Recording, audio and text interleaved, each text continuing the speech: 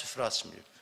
Adəmdən bu günə qədər haram süfrə açılmayıb. Ona görə haram yeyənlər əzaba düçar olacaq. Allah bu süfrəni açsaydı, insan deyərdi, mən az yedim, sən də haram süfrəni açmışdın qabağımda, mən də yedim, mən neyniyim?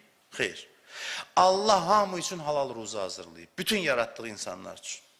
Və sənin vəzifən odur ki, sənə ayrılan o halal ruzunu əldə eləyəsən. Allaha deyirsən, çəkil qırağa, mən tapacam yolunu, gedirsən, hər yola əl atırsan, olmaz belə. Namazın görürsən, dinin, dindarlığın ancaq ora qədərdir ki, bir haram tiki ortaya çıxsın, hər şey ayağının altına qoyub, onu qamarlayıb götürmə, ayıbdır. Ayıbdır, sənin öz ruzun var, izzətlə yediyin çörəyi. Sənin üçün o ayrılıb.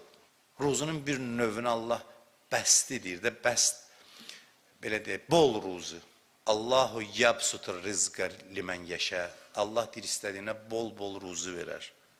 Mənası nədir? Misal üçün deyirəm, rəqəmlər şərtidir. Mənim